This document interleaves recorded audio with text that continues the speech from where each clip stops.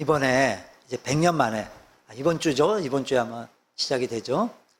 100년 만에 프랑스 파리에서 이제 올림픽이 다시 개최가 되게 되죠? 4년 전엔 어디에서 올림픽이 있었죠? 딱 보니까 다 관심들이 없으신 분들이야. 4년 전에 어디에서 있었었죠? 아주 가까운 나라인데요. 일본, 도쿄에서 있었죠?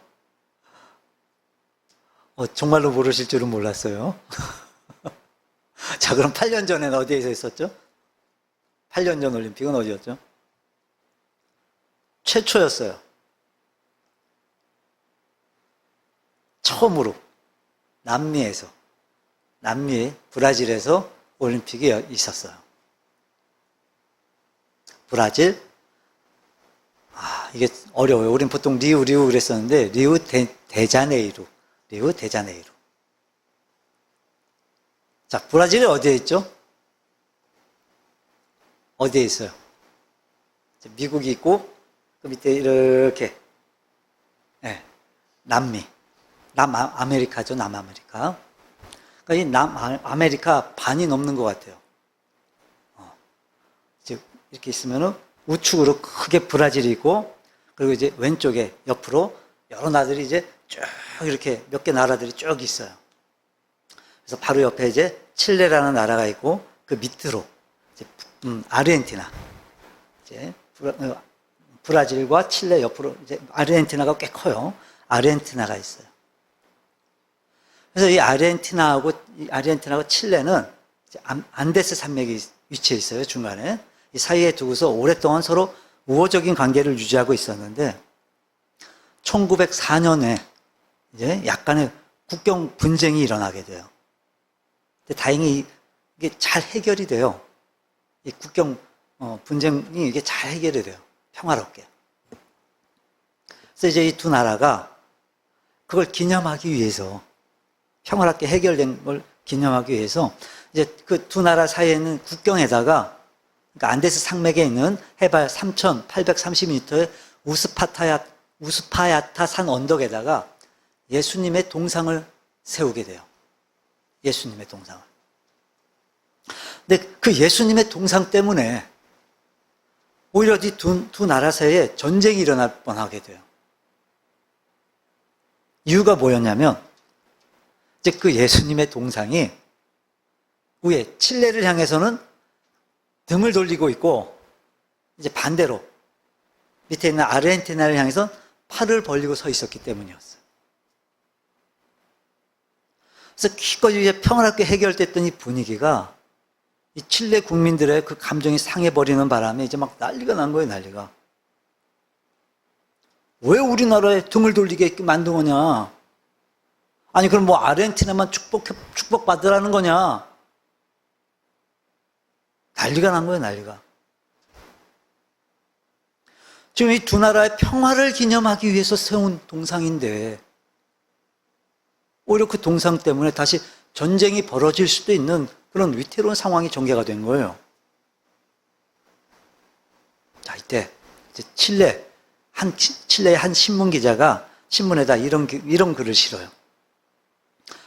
예수님의 얼굴이 아르헨티나를 향해 서 계시는 이유는 저 아르헨티나가 칠레보다 더 예수님의 보살핌이 필요한 나라이기 때문이다. 딱 그렇게 짤막하게 기사를 냈어.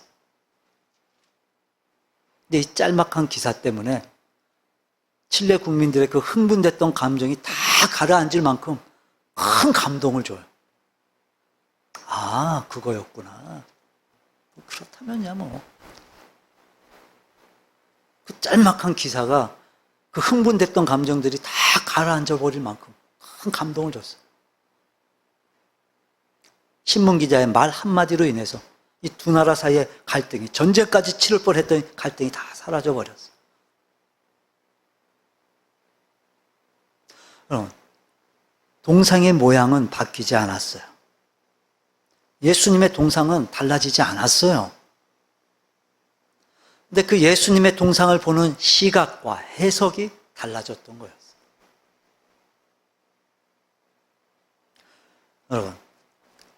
여러분은 여러분 자신에게 일어나는 일들을, 또 주변 사람들에게 일어나는 일들을 여러분은 어떤 시각으로 바라보고 계십니까? 그리고 그 일들을 어떻게 해석하며 살아가십니까?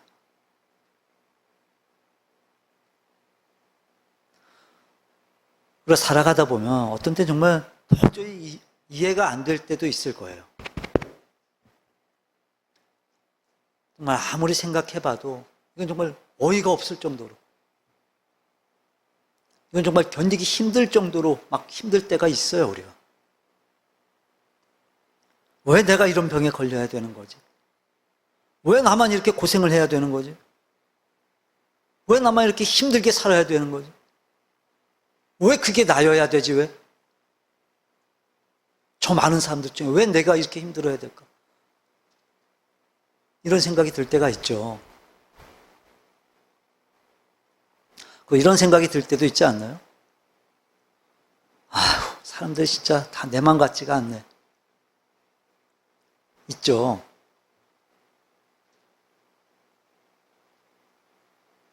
특히 선거 때 보면 더더욱 그런 것 같아요. 정말 내 맘 같지가 않아요.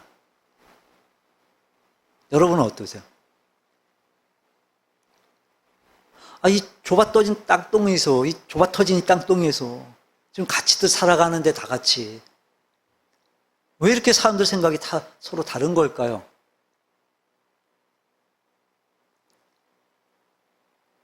스스로 대국이라고 말하는 저 중국 사람들이 우리나라 어떻게 생각하는지 아세요, 여러분? 우습게 생각해요, 우습게, 한국 사람을. 지들이 손바닥만 하대요, 우리나라가.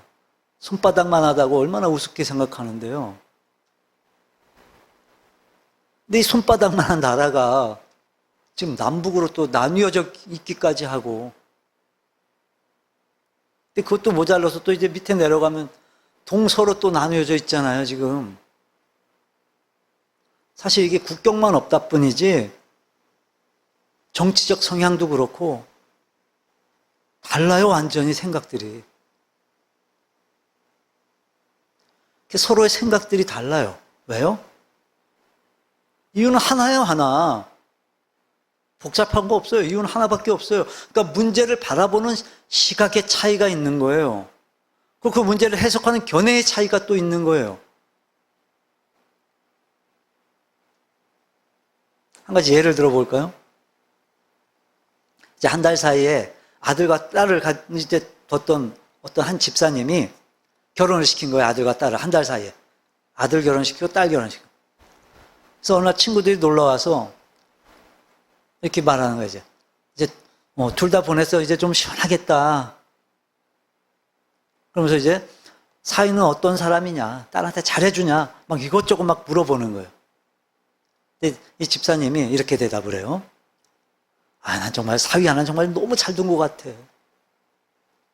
우리 사위는 우리 딸 보고 맨날 늦게까지 잠자라고 그러고 이제 이쁘게 하고 있으라고 맨날 미장원을 보내준대. 그 저녁마다 힘들다고 음식하지 말라고 맨날 외식 시켜준대. 그러면서 막 사위 자랑을 해요. 그러니까 이제 이번에 또 친구들이 며느리는 또 어떠냐고 물어보는 거예요. 그럼 아들하고 결혼한 며느리는 어때? 걔도 잘해? 갑자기 집사님 표정이 막 어두워지기 시작해. 그래서 이렇게 말해요. 말도 마, 말도. 걔는 뭐가 그렇게 게을러 터졌냐? 아주 정말 죽겠어, 걔만 보면 아주. 맨날 그렇게 늦잠만 자고, 우리 아들 아침도 안 차려준대, 아침도. 맨날 굶겨서 내보낸대, 그냥. 그래서 매일같이 그렇게 그냥 미용실에 가서 희덕대고 앉아있고, 저녁엔 밥도 안 하고, 맨날 뭐 시켜 먹고, 나가서 먹자고. 우리 아들이 그냥 힘들어 죽겠대. 아주 고생이야, 고생. 그러면서 속상해 하더라는 거예요. 뭐가 다르죠? 딸하고 며느리하고 지금 뭐가 다르죠, 상황이? 똑같은 상황이잖아요, 똑같은 상황. 왜 이렇게 다르죠? 똑같은 상황인데 왜 이쪽 보는 생각하고 이쪽 보는 생각이 다르죠? 왜 이쪽 보면서 표현이 다르고 이쪽 보면서 표현이 다르죠?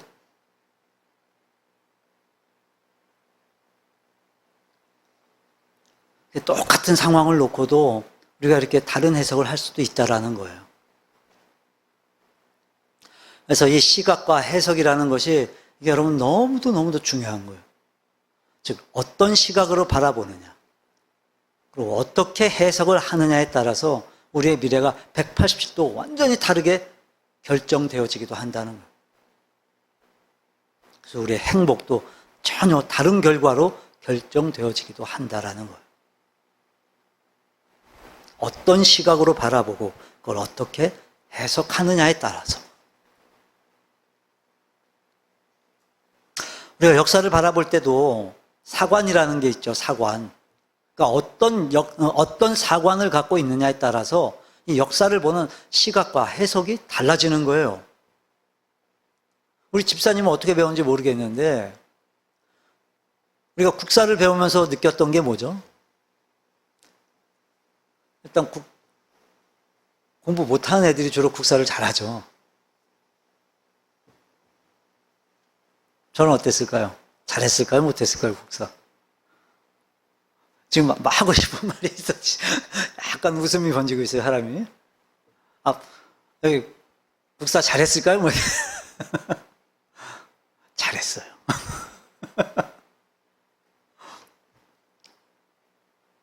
아마 다들 이런 느낌들을 받으셨을 거예요. 조선하면 어떤 생각이 떠오르죠? 막 당파 싸움만 하다가 망한 나라다. 우리 드라마 봐도 빠지지 않고 나오잖아요. 그 내용들이.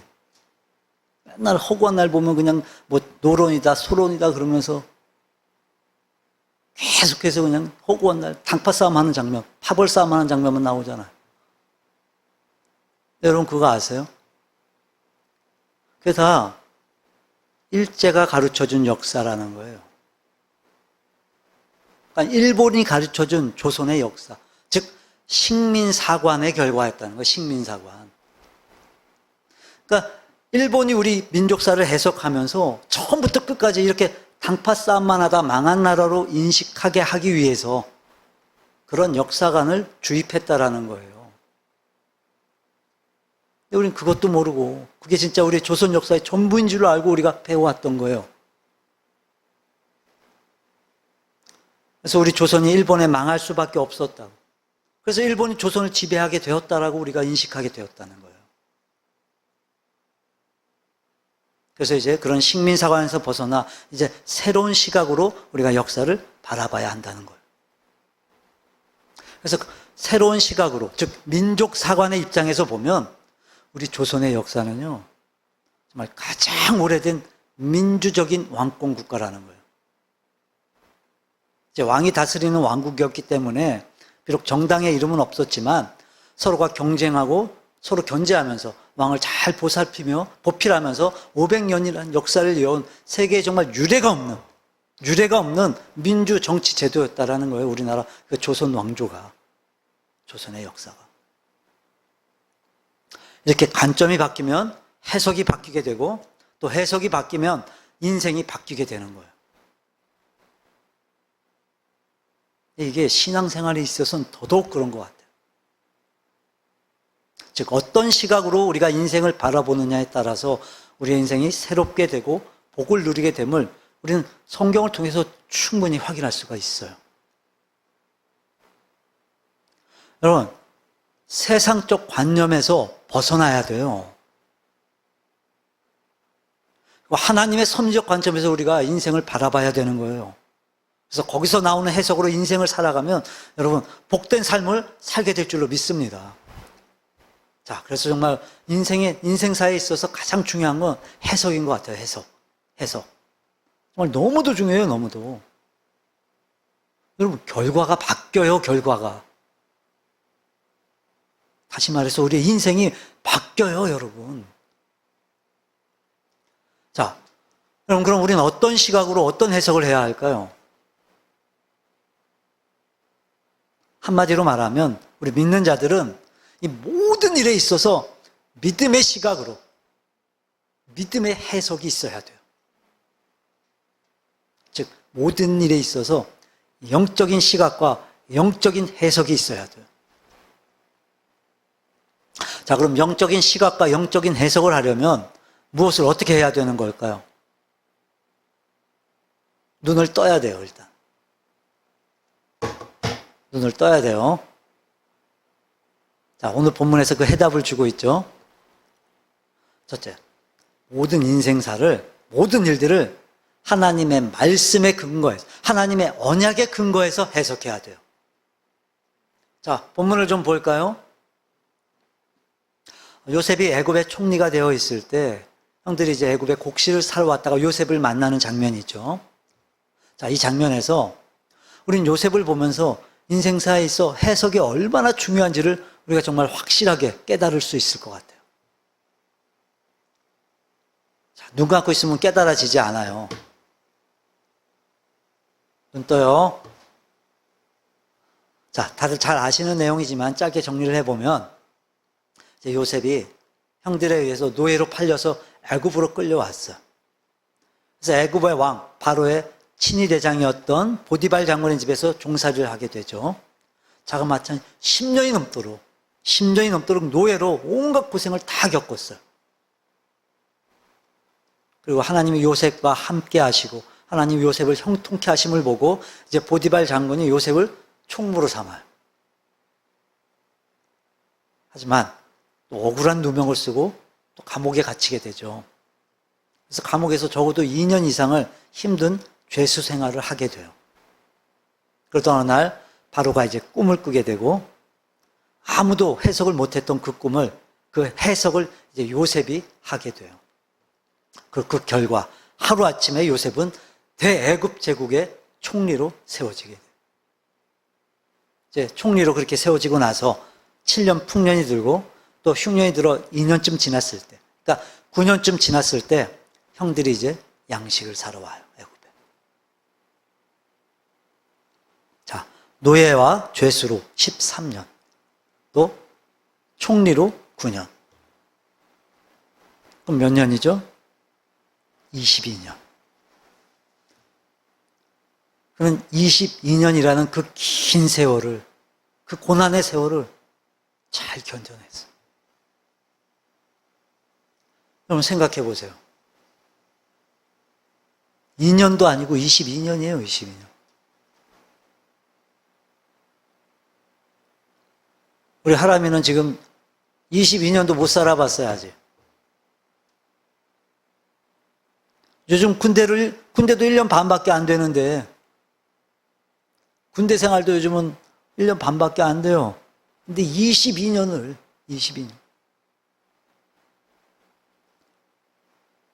그러니까 그렇게 오랜 세월을 어떻게 인내하며 살아왔을까?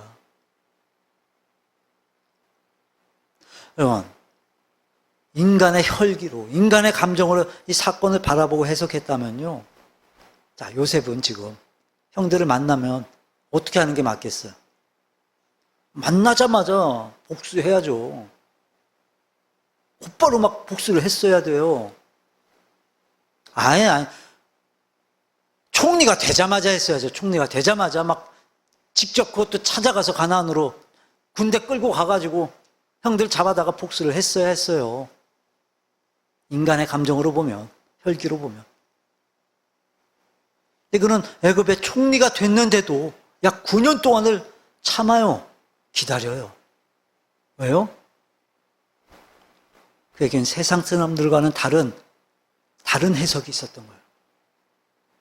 그 세상 사람들과는 다른 해석이 있었던 거예요. 다른 시각과 다른 해석이 있었던 거예요.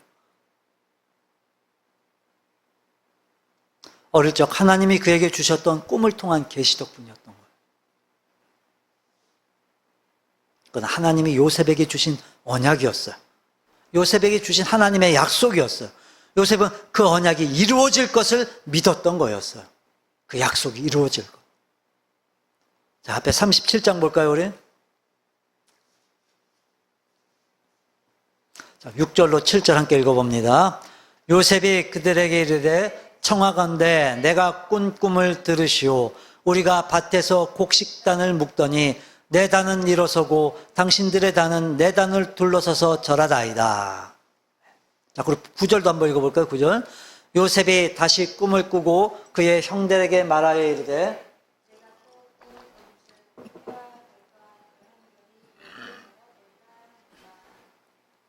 자, 지금 요셉이 꿈을 꿨어요.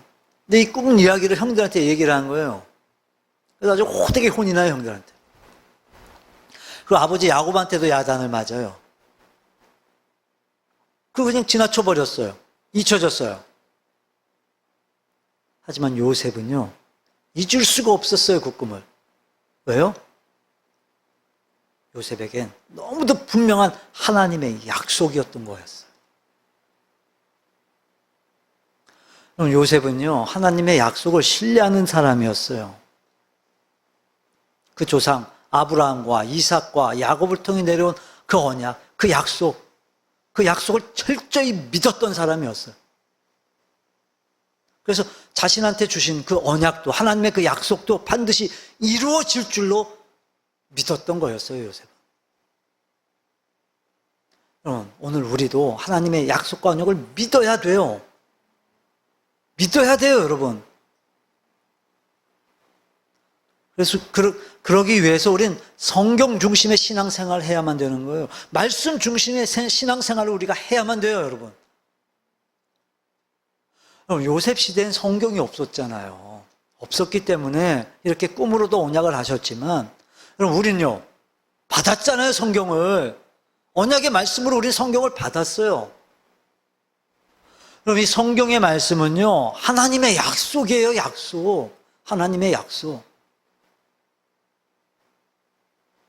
다른 누군가를 향한 약속이 아니라 바로 나를 향한 하나님의 약속인 거예요. 나를 향한 하나님의 약속.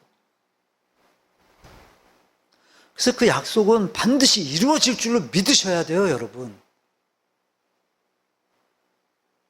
이 약속이, 이 하나님의 약속이 내 삶 속에 그대로 성취될 줄로 믿으셔야 돼요. 여러분, 하나님은요, 우리의 모든 것을 다 주장하시는 분이세요. 내 인생을 주관하시는 분이 하나님이세요. 근데 그분은요, 실수가 없으신 분이세요. 그러니까 우리는 이 성경을 우리가 깊이 묵상하면서, 묵상이 뭐죠, 묵상이? 읽는 거예요, 읽는 거. 읽고 그 말씀 붙들고 기도하는 거예요, 기도. 하나님의 말씀을 붙들고 내 문제를 하나님의 시각에서 우리가 바라보고 해석해야 돼요.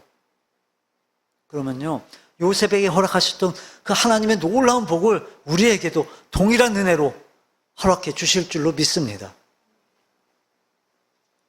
자, 그리고 또 영적인 시각과 영적인 해석을 하려면 무엇을 어떻게 해야 되냐? 나 중심이 아니에요. 나 중심이 아니라 하나님 중심에서 해석해야 돼요. 하나님 중심에서.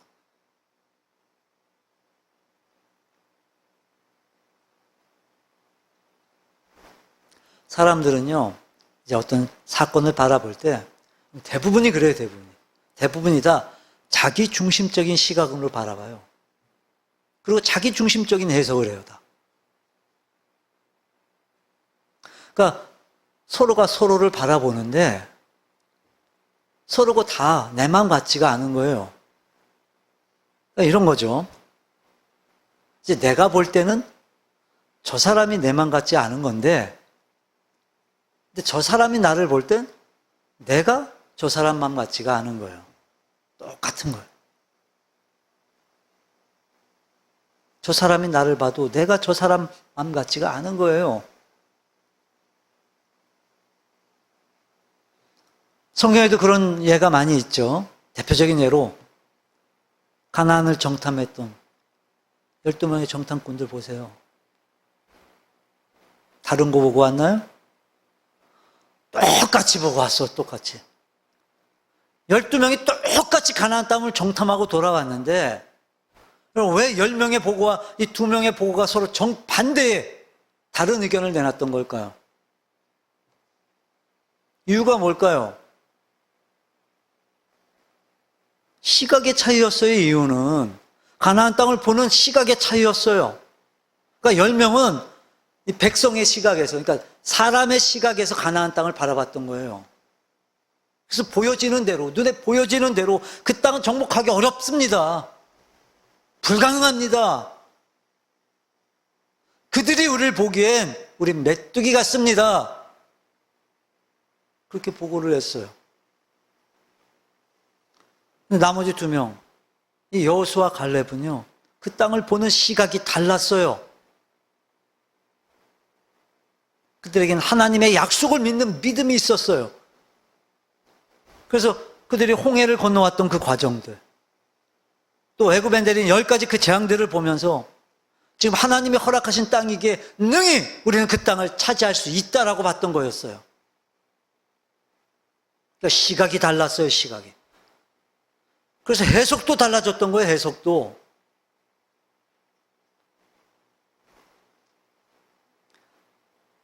여러분, 하나님은요, 오늘 우리에게도 이렇게 모든 일들을 하나님이 보시는 시각으로 보기를 원하세요. 하나님이 이루고자 하시는 그 뜻을 우리가 올바로 해석하기를 원하세요, 하나님은. 그럼 요셉은요, 자기 개인의 시각으로 바라보질 않았던 거예요. 형들이 자기를 노예로 팔았어요. 13년 동안은 온갖 고생들을 했어요. 근데 또 억울한 2명으로 옥살이까지 했어요, 옥살이까지. 근데 그걸 원한으로 갖질 않아요. 품질 않아요, 원한으로. 하나님의 뜻과 섭리가 있으신 줄로 믿었던 거예요. 하나님의 약속대로 될 줄로 믿었어요. 자신에게 벌어졌던 그 모든 일들을 하나님이 하신 걸로, 하나님의 시각으로 바라봤던 거였어요. 우리 본문 다시 볼까요? 5절 함께 읽어봅니다. 당신들이 나를 이곳에 팔았다고 해서 근심하지 마소서, 한탄하지 마소서. 하나님이 생명을 구원하시려고 나를 당신들보다 먼저 보내셨나이다. 당신들이 나를 이곳에 팔았다고 해서 근심하지 말래요. 왜요? 니들이 판 거 아니야. 니들이 판 게 아니라 하나님이 그렇게 하셨다는 거예요. 생명을 구원하시려고 하나님이 나를 니들보다 앞서 보내셨다는 거예요.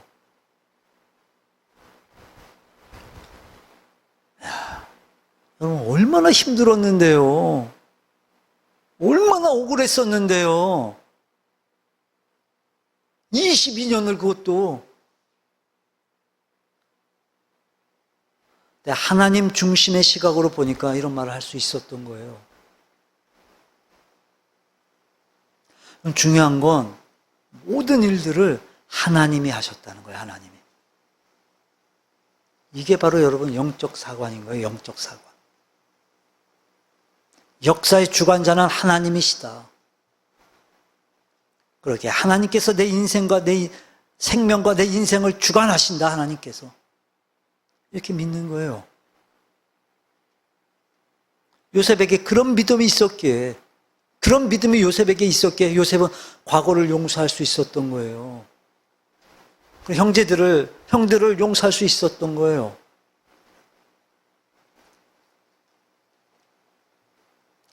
여러분도 힘들고 억울했던 과거가 있습니까? 도저히 용서가 되지 않는, 그렇게 용서 못할 과거가 있으십니까?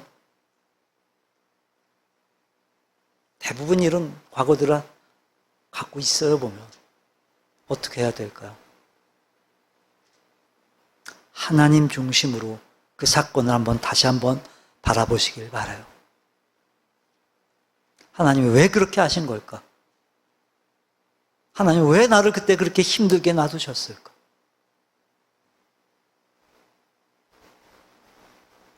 내 생각으로는 도저히 이해가 되지 않아도 거기에도 하나님의 뜻이 분명히 있으세요. 여러분, 하나님의 시각으로 그 사건, 그 일들을 하나님의 시각으로 해석하실 수 있기를 바랍니다. 그러면 용서할 수 있어요. 그리고 그러면 내가 자유할 수 있는 거예요, 여러분. 하나님은 왜 나를 이 대한민국에서 태어나게 하신 걸까? 하나님은 왜 여기서 나를 살게 하시는 걸까? 하나님은 왜 이곳에 나를 보내신 걸까? 하나님의 입장으로 생각을 해보면 그건 하나님이 나를 예수를 믿게 하는 도구가 되게 하시고 그 일로 나를 오늘의 나로 만드셨던 거예요, 하나님.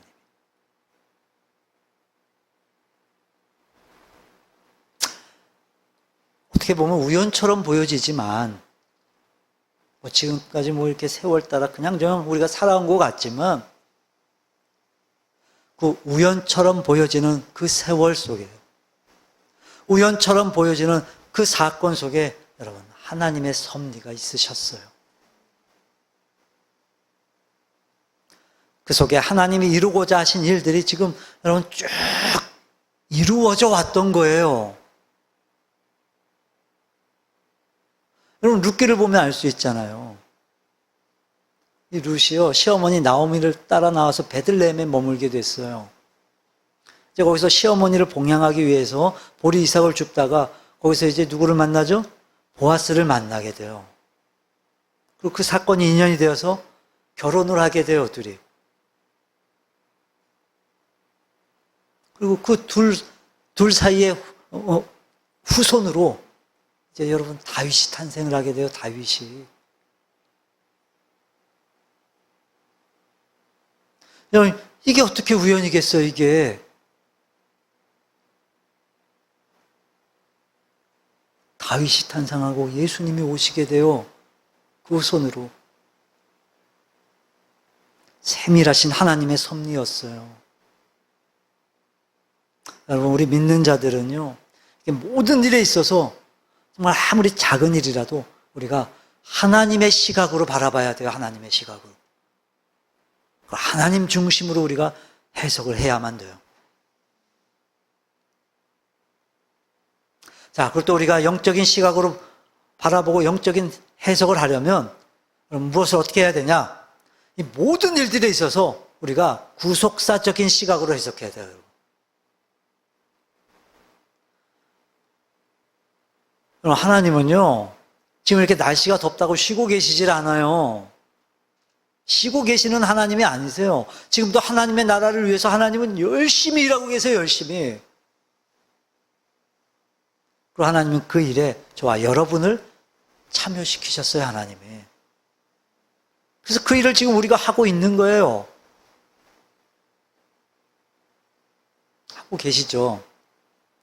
어떤 일을 하고 있죠? 어떤 일 하고 계시죠? 하나님의 구원의 역사를 위해 우리가 일하고 있는 거예요.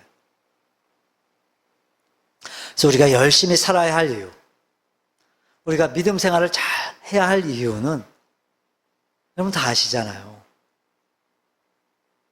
이 땅에서 우리가 잘 먹고 잘 살기 위해서가 아니에요. 우리를 통해 하나님의 나라를 건설하시는 그분의 뜻을 이루기 위해 우리가 힘써야 되는 거예요, 힘써야. 여러분, 하나님은 우리를 통해, 저와 여러분을 통해 하나님 나라의 백성들이 구원받기를 원하십니다. 그걸 위해 하나님 우리 일산 참된 교회를 세우신 거예요. 그걸 위해 저와 여러분을 하나님이 만나게 하신 거예요. 그걸 위해 저와 여러분을 하나님이 세우신 거예요. 하나님의 나라는 이 교회를 통해 이루어지고 영혼 구원을 통해 이루어지는 거예요, 하나님 나라는. 그래서 우리는 그걸 위해, 그 일을 위해 우린 여러분 목숨을 걸어야 돼요, 목숨을. 그럼 요셉은요, 하나님이 자기를 애굽에 보내신 이유를 요셉이 분명히 알았어요. 우리 7절로 8절 한번 다시 한번 읽어볼까요? 7절입니다. 하나님이 큰 구원으로 당신들의 생명을 보존하고 당신들의 후손을 세상에 두시려고 나를 당신들보다 먼저 보내셨나니 그런즉 나를 이리로 보낸 이는 당신들이 아니요 하나님이시라. 하나님이 나를 바로의 아버지로 삼으시고 그 온 집의 주로 삼으시며 애굽 온 땅의 통치자로 삼으셨나이다. 큰 구원을 위해 생명을 보존하려고 하나님이 하신 거였어요. 여러분, 오늘 이 요셉의 고백을 통해서 우리가 알 수 있는 게 뭐냐면, 하나님은 당신의 택한 백성들을 구원하시기 위해 먼저 요셉을 보내셨던 거였어요. 그리고 하나님 그 요셉을 통해 하나님의 나라를 세워가려 한다는 거예요. 그러기 위해서 요셉을 애굽의 총리로 하나님이 세우셨고, 또 그 나라를 다스릴 수 있는 능력을 하나님이 주셨던 거였어요, 요셉에게. 사실 이 겉으로만 보면요, 보여지는 대로만 보면 이게 형들의 시기와 질투에 의해서 이루어진 것처럼 보여지지만 실상은 하나님이 하신 거였어요, 하나님이. 그걸 알았던 거예요, 요셉이 그걸. 예수님을 십자가에 못 박은 사건도 마찬가지예요. 겉으로만 보면, 보여지는 대로만 보면 이 유대인들이 시기하고 질투해서 못 박은 거예요. 보여지는 대로만 보면. 근데 우리는 다르게 보잖아요. 우리는 영적인 시각에서 봐야 돼요. 예수님이 십자가에 못 박히신 사건은 하나님이 우리를 구원하시려고 하시는 구속사역이셨어요. 그러니까 오늘 이 시대를 사는 우리도 우리에게 일어나는 그 모든 일들, 정말 하나하나를 하나님 나라와 구원 역사로 보면 우리 또한 오늘 이 요셉처럼 요셉과 같은 인생이 되어질 줄로 믿습니다. 우리가 왜 전도해야 하죠? 우리가 왜 이렇게 선교에 열심인 거죠? 왜 우리가 선교에 목숨을 걸어야 하죠? 그게 하나님이 우리를 보내신 이유이기 때문이에요.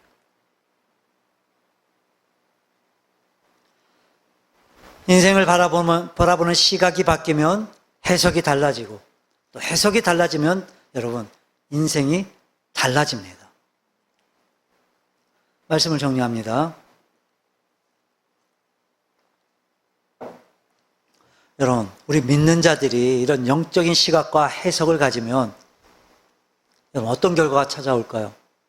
어떤 결과가 보여질까요?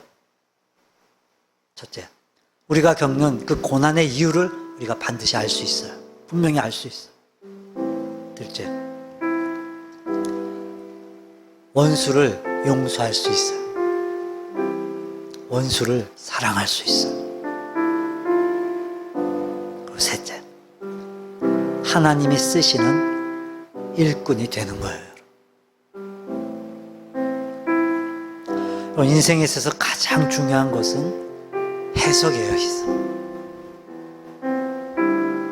그러니까 믿음의 시각으로 여러분의 모든 문제들을, 여러분의 모든 삶을 이 믿음의 시각으로 해석하실 수 있기를 주님의 이름으로 축원합니다.